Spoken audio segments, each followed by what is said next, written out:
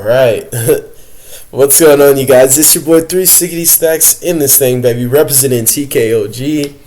And today I'm going to be doing something very different.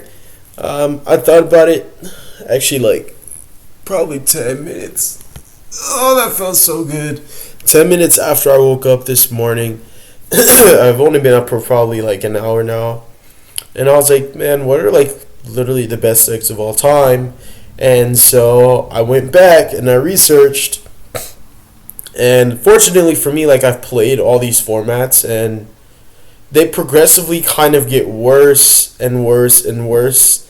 So the way that I rated these decks was based purely on like their representation, their experience, the experience that the players had when they when they were living in this format, and also the impact they had on the game, how iconic they are. And some of these decks to this day actually exist. But then you can clearly see like where it gets tier 0, where a deck has this many banned cards. Yeah, or like when a deck has this many cards to get banned. So it's going to be in order and everything. We're going to talk about it. If you guys like this kind of content, consider subscribing to the channel. Leave a like if you liked the video. Leave a dislike if you didn't. Definitely consider joining up on the Patreon, the Discord, and also becoming a YouTube channel member. I do have exclusive benefits. I am revamped. Pretty much working towards bringing the channel back to the upper echelon of its glory, its former glory, and then, pushing it past that precipice and getting it to a point where it's never been as good. So I just want it to be better and better and better, and I want to get better as a content creator and as a player. Let's walk through this. Let's go down memory lane. Yeah, let's do it. Number 10, we have Pepe. This should be no surprise for any of you guys. Pepe is one of the craziest decks that's ever existed.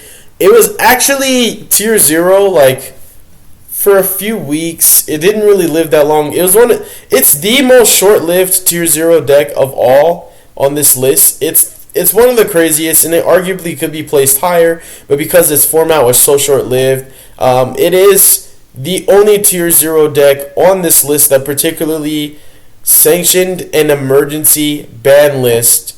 Outside of like Spiral, I would say Spiral and Pepe kind of like they cost for emergency ban lists because it was so broken and it was so overpowered and it was so overtuned for the time frame and the period that it existed that nothing really could contend with it except itself. And it really was one of the most toxic mirror matches you've ever seen, ever.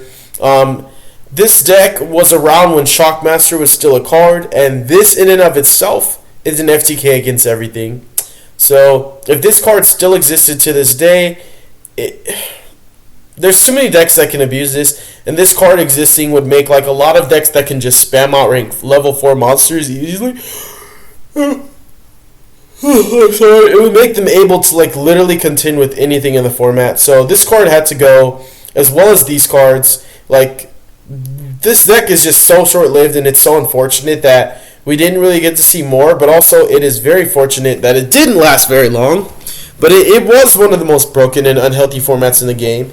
It was very toxic, and the inboards were crazy. It was a Pendulum deck with follow-up. It was a Pendulum deck that can play through interruptions like nobody's business.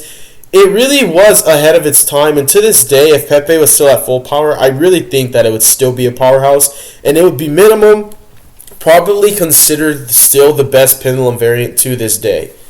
Number 2, we have Necros. Necros is a ridiculous deck. I'm so grateful that one of the GOATs, one of the greatest decks of all time, is a ritual deck.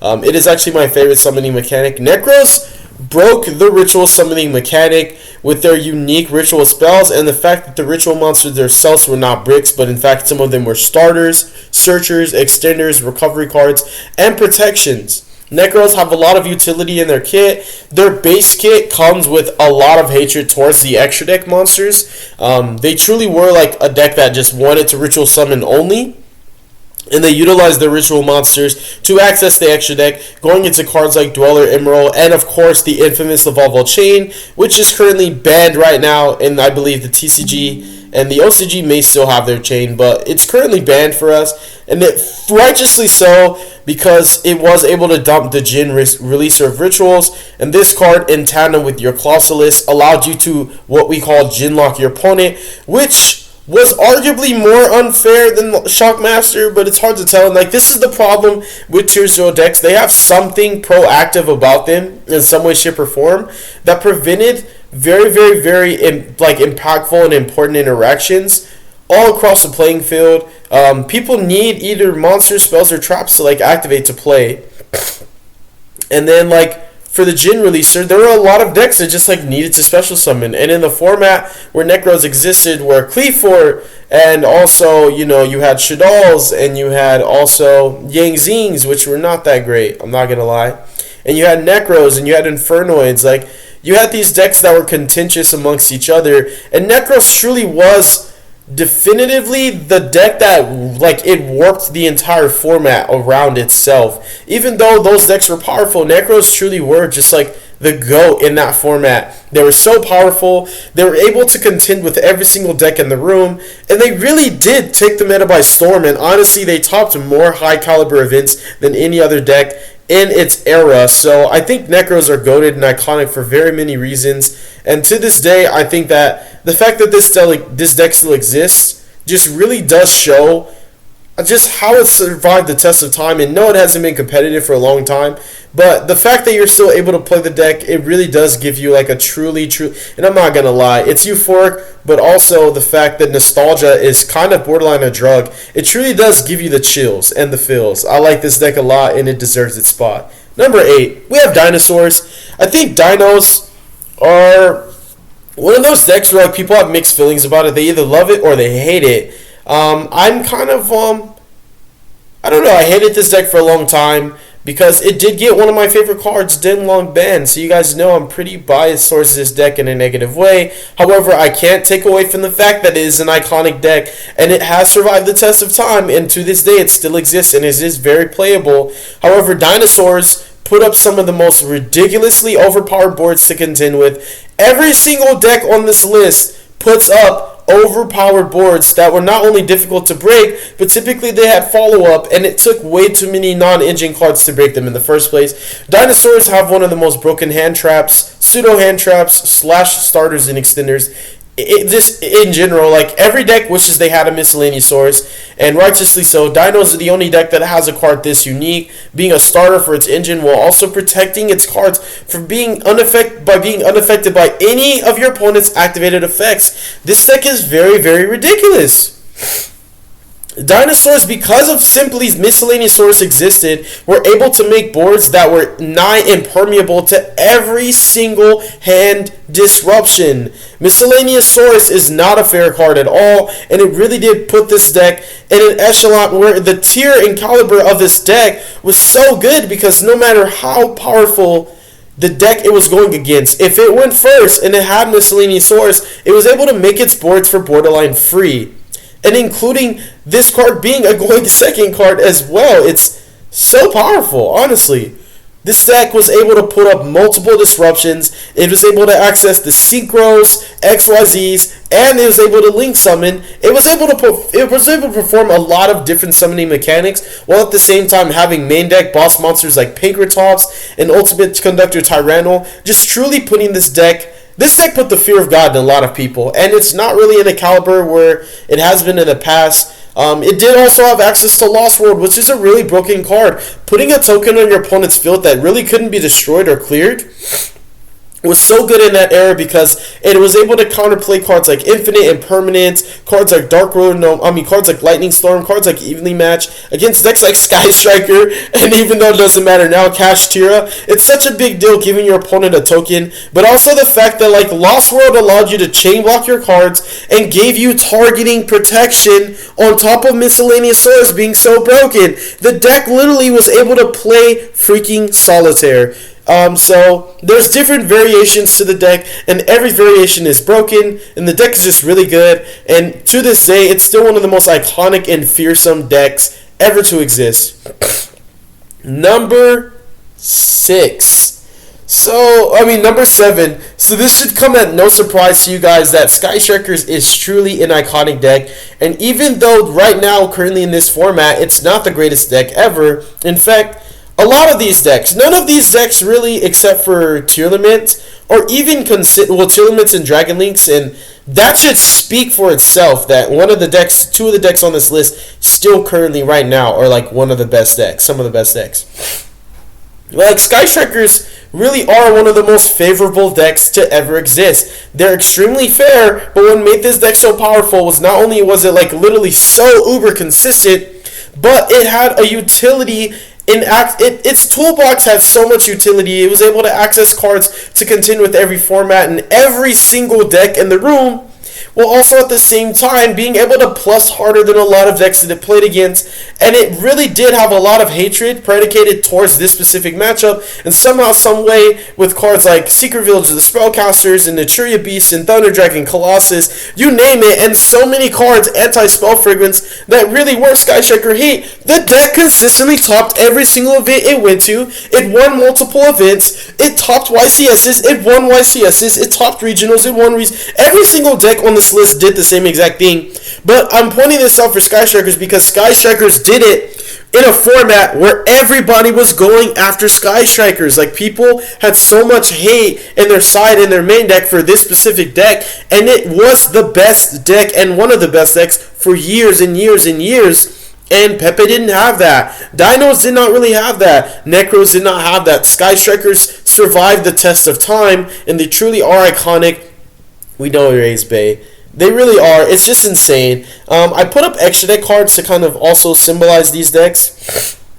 For Dinos, I forgot to mention, or just point out, because why would I put it here under the extra deck slot and not talk about it, but Dinos just had access to like some of the most broken rank 4s in the game, which are the Evil Czars, Doka, and Logia, which just put emphasis on its inboard, being able to contend with monster spells and traps equally and alike, and of course we know it got Denlong banned. I'm so upset. Sky Strikers, all their Link monsters are really, really crazy, and currently right now, it's so funny and so ironic that Sky Strikers actually are in a better position technically now than they were before. They have like a lot more utility. They have a lot more powerful cards. They have Rose and all their new Link monsters, all their new spell cards. Engage is at 2 and Hornet Drones is at 1, but Sky Strikers were tearing the format up when they had only one Kagari and they had only one Widow Anchor. This deck has been hit multiple times, whereas Necros has not been hit like the way Sky Striker's been hit. Pepe has not been hit the way Sky Striker's been hit. Dinosaurs most certainly have not taken the amount of hits that Sky Striker's taken. Sky Striker's been in and out of ban lists so many times, it's kind of ridiculous. This deck is GO.A.T. It's one of my favorite decks. I love it so much. Let's see how strapped we are for time. We're doing good. Coming in at number, we're at 10, 9, 8, 7. Number 6, we have Thunder Dragons. And this is, when I mention these decks, it's every variant included. And that's including Danger Thunder Dragon, Brilliant Thunder Dragon, Pure Thunder Dragon. All of these different variants. Thunder Dragons are really one of the most iconic decks to ever exist. And their cards oriented like a necessary ban list. Colossus is just too good of a card. It's very much so giving Kashtira Arise Heart vibes, where like there's no reason why a deck should have a floodgate that denies a very, very specific and important interaction in the game. For a lot of decks to function, they need a special summon. For a lot of decks to function, they need to search. And for a lot of decks to function, sometimes you need your hand, Sometimes you need to be able to play the game in order to play. And Thunder Dragons are one of those decks where they denied interactions. Not only that, they were able to hand loop you with cards like Diabolos and also Levianeer. The Thunder Dragon variant that was the most scary to me was definitely the Danger Thunder variant that utilized some of the dragon cards that even Dragon Link uses to this day. It was a Sekka's Light variant. It was so good. It truly was a powerhouse. It played through more interruptions than I can count on my hand. And it single-handedly was like the most fearsome combo deck of the format that it existed in. And that's including the fact that it existed in a time where Sky Strikers and full power Pendulums, borderline, we didn't have 3 Electrum, but we did have 1. It was probably the strongest variant of Pendulums that ever existed, which was the Endymion variant. And then also like Salamangreats. There was just so many powerful decks, and Danger Thunder was the best combo deck of that format. Unfortunately, it put up boards that you just really couldn't break. It was just too hard. You had to search a lot of the times to even play, so Colossus alone was like enough, but the fact that it had more negations that you can count, it was just ridiculous. It could sloth block you. It could summon sloth off of seals. It was just so good. It had hot red. It had negations. It had a full coverage board. And then we're getting into like pure Thunder Dragon variants with hand traps, and that was still really, really good. But the two that stand out to me are the Brilliant variant that played Snow, and also the Danger Thunder variant, which were like truly the most powerful ones. Snow and Brilliant Fusion are banned right now, and I think that Thunder Dragons really were the nail in the coffin for this. So yeah, Thunder Dragons are crazy. I think they're really good. They're very, very powerful. They truly were a tier 0 deck, and we're moving forward now. So if you guys are going to see, there's a lot more cards on display for the next decks that we're going to talk about. And so we went through 10 being Pepe, 9 being Necros, 8 being Dinos, 7 being Sky Strikers, 6 being Thunder Dragon. And I am very biased towards some of these decks, but I didn't put them in their placement because of that. Because if I was biased, some of these decks would be way higher placed. We're coming into the top 5. We're coming into the real powerhouses. At number 5, we have Dragon Link. This deck, currently right now, is the most long-lived deck to ever exist that reached the precipice of tier 0 and also tier 1. And it currently is a tier 1 deck in this format. It's really powerful. It literally has been on the ban list, in and out of the ban list multiple times. And it's currently the only high tier deck in this format that has been destroyed on the ban list multiple times over years and years and years. It has put up some of the most powerful boards to ever contend with. It's went through more variations,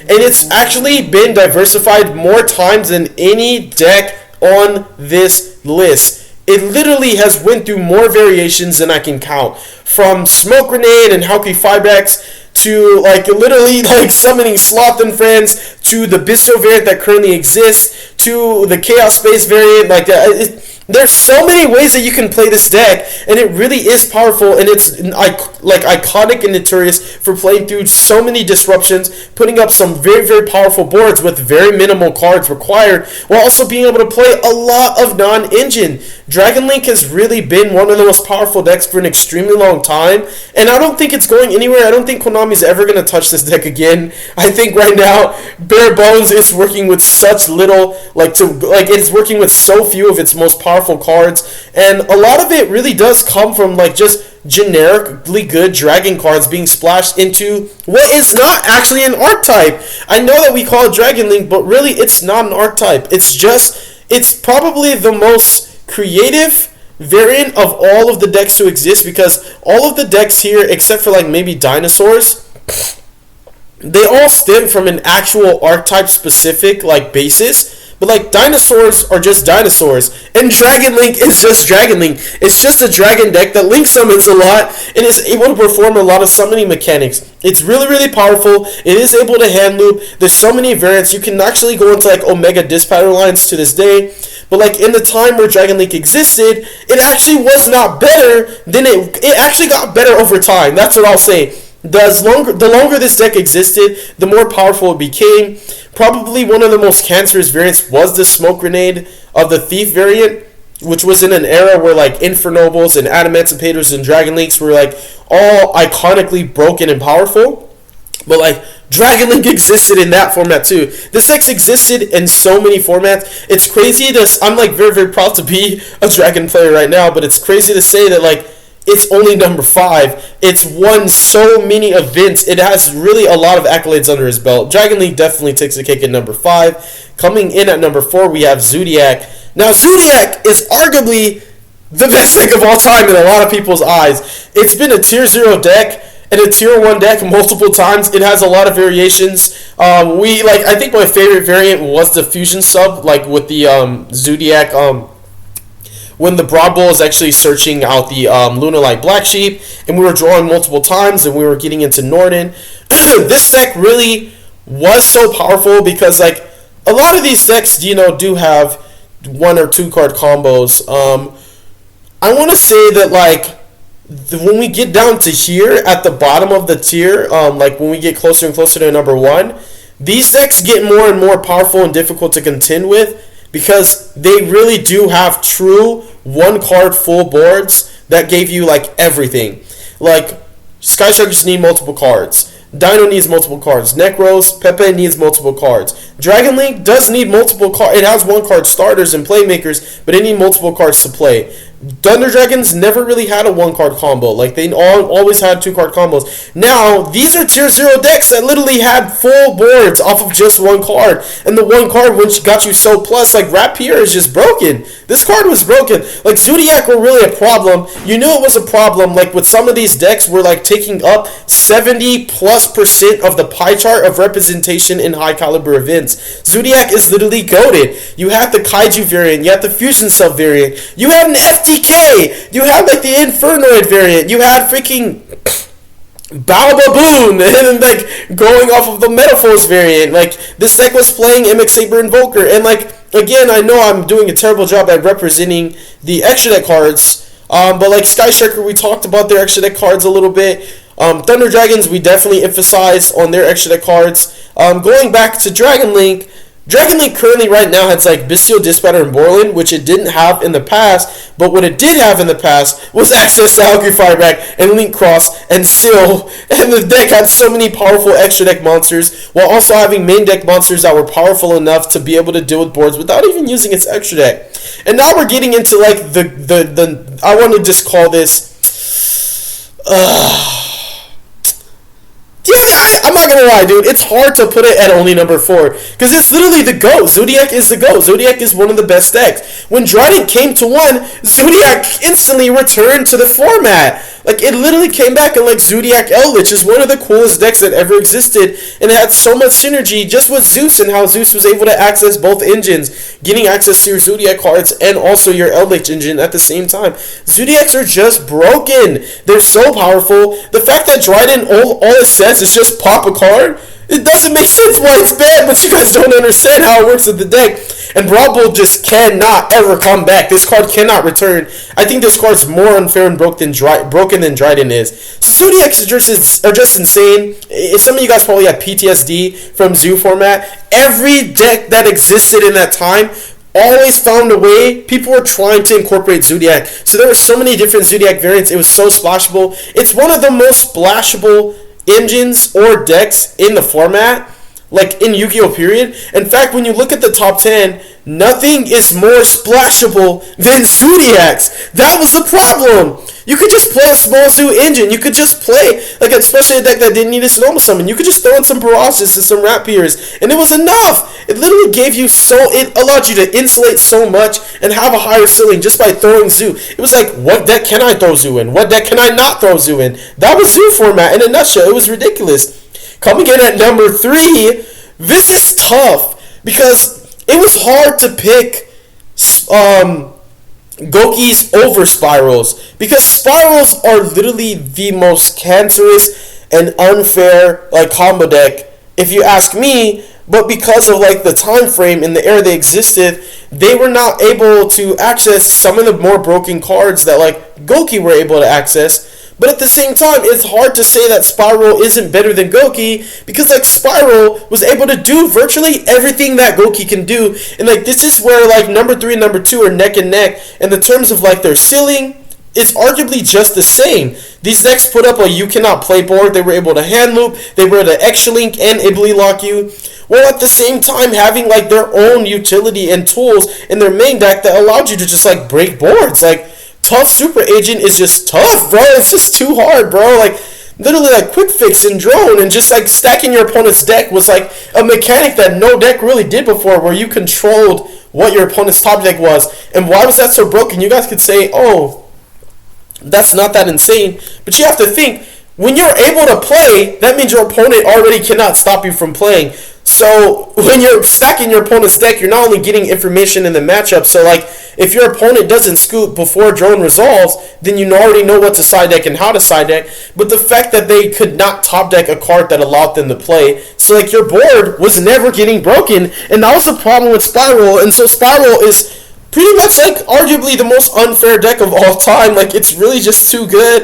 Like, its board had, like, 5-6 plus interruptions. It was able to modify what you top deck. It was able to hand loop. It was able to go crazy. Like, this deck warranted an emergency ban list. It came back again with different variations, and then they screwed around and got Master Plan banned because they wouldn't stop playing Spirals. Like, the Tri-Gate boards were good, the Extravagance variant was good. Like, this deck had like Appaloosa Tri-Gate boards with like Sleeper. It's just so good. Spirals are broken. They're one of the best decks of all time. Like, literally. Like, and if we're talking about like playability, like Spirals can access like the Warrior cards with Isold. We're talking about a format where like Summon Sorceress and Gumblar existed. You know, we're talking about formats where like it was cancerous because you were literally extra linking your opponent. And now you guys might think extra linking is not very impactful, but we're talking about in a format where a master rule that was implemented dictated that if you summon from the extra deck,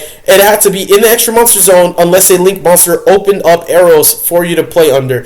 And this deck occupied both extra monster zones and literally had it fully protected because of the nightmare cards denying you from killing your cards by battle, destroying them by card effects, targeting your cards, while also giving you an Ibli and saying good luck, have fun. Have fun playing the game that you can't play. And it abused Firewall pre-errata. The deck is just so broken. And then we have Go.Ks coming in at number 2, and the only reason why I give Go.Ks the cake is because like they existed in a format where like they had Summon Sorceress, Gumblar, Rongominiad, and like Imp Xavier Evoker existed for a while. It did get banned, but it also existed in like Zodiac format.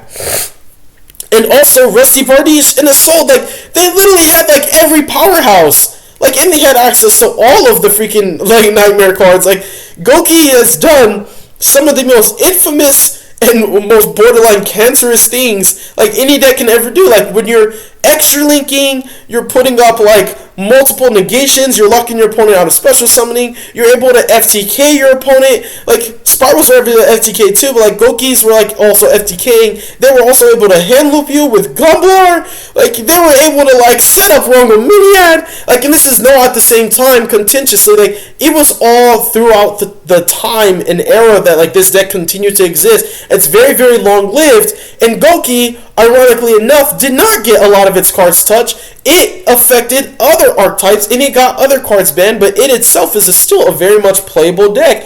The fact that like you were able to connect her in Gumblar, it made people start playing Dark Worlds to counter the Go.K strategy, because like we're like, if we're getting Gumblar, we just want to be able to actually get mileage out of our cards if they're getting discarded anyway. That's just crazy that a deck so powerful that it made people make a counter pick just so that they don't lose to Gumblar. I just think it's very, very powerful and very iconic and very, very gross and disgusting. And then we're not even talking when we get into like Rongominiad and the Phantom Knights and Friends. And like the fact that like Summon Sorcerers even existed just doesn't make... Some of these cards, it doesn't make sense why they ever existed in a generic standpoint. From that stance, like, Mermaid's not really like... Yeah, it is. I'm not gonna lie. Like, Mermaid's one thing too, because like... We're not even talking about Orcus, even though Orcus were so broken, and it's very, very, very, like, justifiably so that I could have put Orcus on this list, but I'm not going to lie, from that era, I have to pick 2 decks from that era, and I chose Sky Sharkers and Thunder Dragons. Even though Orcus, like, arguably should be on this list, that format, like the Trinity format, was, like, probably one of the best, most fun, and kind of pseudo-interactive formats ever, but, like, there's too many generically broken cards that Go.K, because of like the time frame and the era that it came out and that it existed and it endured through, Go.K was able to like literally like thrive, and also it was able to adapt and overcome, because like every time one of its strategies got stopped, like we implement a new master rule or whatever, Go.K's like, fine, whatever, we're just gonna summon Rongominiad. Like, no, we're gonna Gumblar you. No, Gumblar's banned. Okay, we're gonna Rongo you. Like, it got to the point where like everything that like you were able to do with Go.K, Konami addressed it, and then Go.K found another way to like keep saying you can't play. So I really just want to say Go.K takes number 2 for a very, very good reason. I know a lot of people would not agree with me possibly and would say like Spiral's better, but like there's no way to argue that like these decks are not tier 0, and they were not tier 0 for a very long time, and righteously and justifiably so. Coming in at number 1, we have Tearlaments. I have to say this is one of my favorite tier 0 decks personally. But, like, it didn't survive as long as some of these other decks did, and it didn't have all of the, like, really generic variations. But Tearlament has more variations, actually, than any of the decks on this list. It has more variations than even Zodiacs. You had fog variations, you had hand trap variations, you had danger variations, you had pure variations. You also got to the point where like we were actually playing the like Earth Fairies, the Shufflers, and the Millers. We had Diviner. This deck also, out of every single deck on this freaking list, introduced broken turn 0 plays that actually like broke a dynamic and mechanic of the game, where like hand traps were no longer hand traps, like unless they were having this. Like if you didn't have this and many people like, dude, it's crazy because like tier limits were not just broken because like their utility, the diverse inboards, the full coverage that they got from every board breaker, the ability to play through 3+ hand traps, to break every single board, contending with all the hatred, even being able to play Under Dweller and Shifter, which were like the only cards that really put this deck in check, that put the stops on it. The fact that it was able to have so many favorable matchups, getting information off of the Shufflers, getting information off the Millers, and then having graveyard control off the Shufflers, and having just like Pellerano control, like being able to just like spank and clap back row decks, and having like good matchups against every deck, including deck that made Dweller, but also the fact that like in its prime, when like it had all of its cards, like it literally had turn 0 plays with Bystials and Havness, and it was not fair, and it was not okay, and it was literally such a problem no other deck could keep up. Even when Kashtira came out, tier limits were still the best deck. Tier limits, every format that they existed in until we got to this point in Yu-Gi-Oh!, they were literally a tier 0 deck. They were literally the best deck. Like, I love all their spells and traps. I love all of their cards. Their fusions are broken. Kit Kalos had to go. Instant Fusion had to go.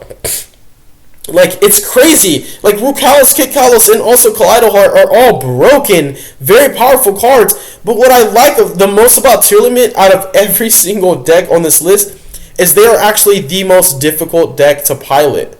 There is no true combo in this deck. It is very much so random chaos. It gives me, you wait for it, Lightsworn vibes. Where you really, and speaking of, we didn't even put Curios or Beatrice on this list because we ran out of space, but like, this deck also was able to play Curios. It did get Curios banned. Tier limits did that. Tier limits were playing Curios, and now we're playing Beatrice, and we're playing like Malicious, and this deck is able to implement so many cool graveyard-oriented strategies and like cards.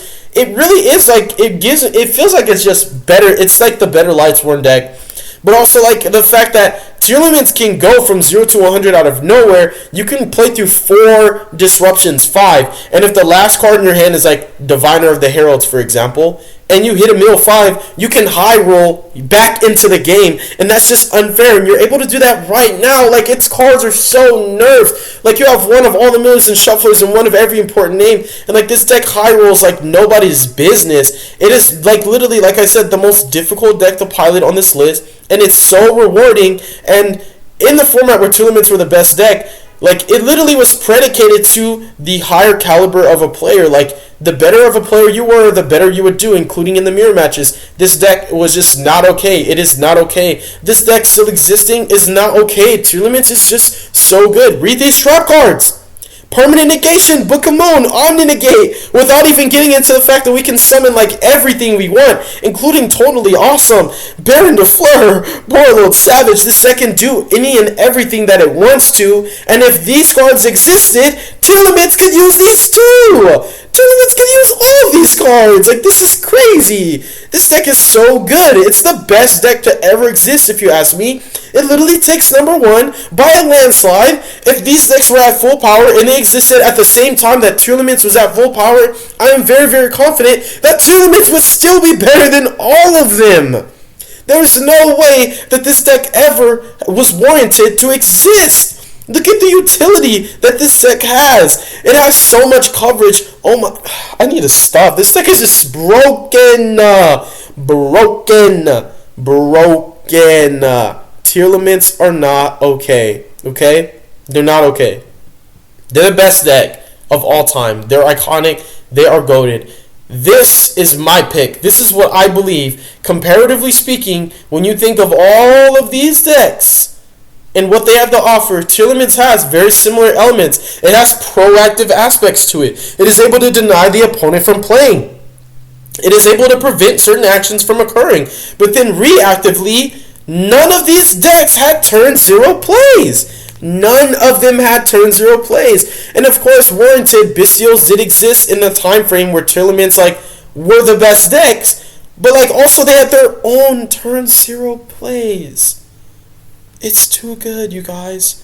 They're too broken. They're too good. Tearlaments are literally the best deck of all time. They are the GOAT. They are the greatest of all time. Please try and change my mind. Please try and change my mind. Thank you guys so much for watching this video. God bless you. Make good choices. Don't hurt your brain cells. Definitely consider subscribing to the channel. Let me know your thoughts. I went very, very thorough in depth because there's a lot of coverage to go over. Peace.